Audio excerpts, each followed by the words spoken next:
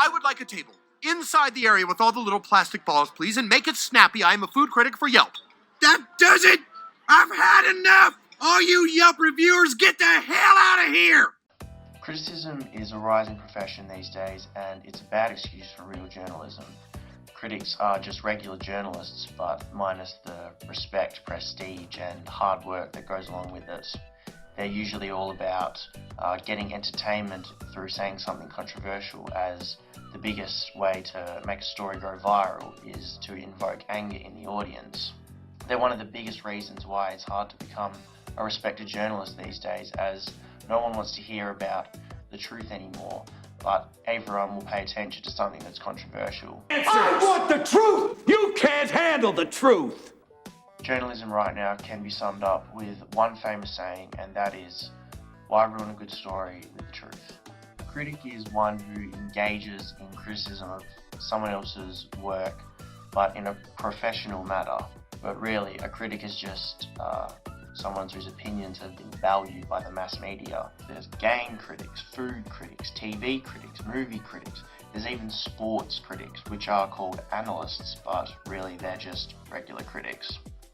A lot of the time, critics don't even have any experience in what they're critiquing. For example, the analyst Skip Bayless from the show Undisputed, he's an analyst of all American sports, yet he has played no professional sport whatsoever, and he was an average high school basketball player, yet his opinion is highly valued by ESPN, as he gets the audience very angry with his controversial statements, which invoke virality and high ratings for ESPN. Here's an example of Skip Bayless. Sorry, Kevin Bacon wasn't in Footloose. What? Of course he was. No, he wasn't. You lose. Of course he was. He was the star. Nope, you're wrong. Look it up. I don't have to look it up. It's common knowledge. He was on the cover of People magazine when the movie everyone knows Kevin Bacon was a star of Footloose.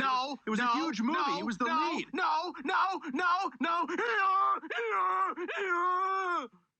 Okay, Skip Bayless may be not a mule, but he's definitely as stubborn as one, as most critics are, as they want to get their viewers angry so they get high ratings. It's really the only way to make money these days as a critic. The more controversial something is, the more views it gets, the more money it gets.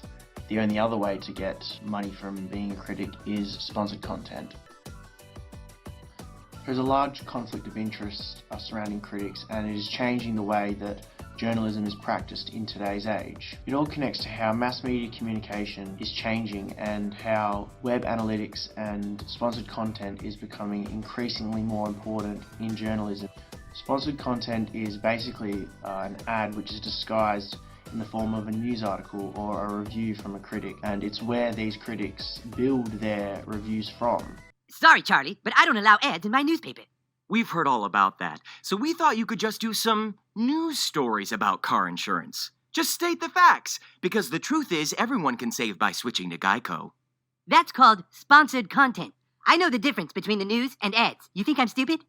A lot of the time, critics are involved in these intricate relationships with the companies that produce the product that they're reviewing. In turn, the company receives positive advertising, and the critic might receive exclusive interviews with the product early, or they might receive money or just other benefits. It's not as to say that the critic is getting paid off by the company, but they might show a little bit of bias in favour of the product so as they continue to receive the benefits.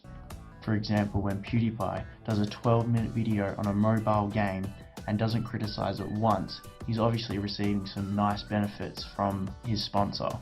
PewDiePie gets about 5 million views on a bad video, and he appeals to a young audience who all use their mobiles every day, so he's a prime candidate to promote their product to a young audience who is most likely going to buy it. When a critic shows even some criticism to a video that they're getting sponsored by, it immediately reaps consequences. For example, Dunkey's video. He gets asked by Microsoft to make 4 videos to promote their new indie game in return for 2 months paid rent. So I email them, I say, okay, I'll do it. What are the guidelines? And they respond, oh, just do whatever you want. So I make this. Oh no. These people must have beat this whole boring ass game. And within 2 hours, Microsoft takes down the video, they cancel the deal with me, and they don't even pay me for that first video. Critics and journalists these days are threatened by the industry's shrinking economic capital, therefore they are dependent on controversy or an advertising-driven model to produce revenue for the companies that they work for. So basically, to sum up journalists and critics these days, all I can say is, You suck!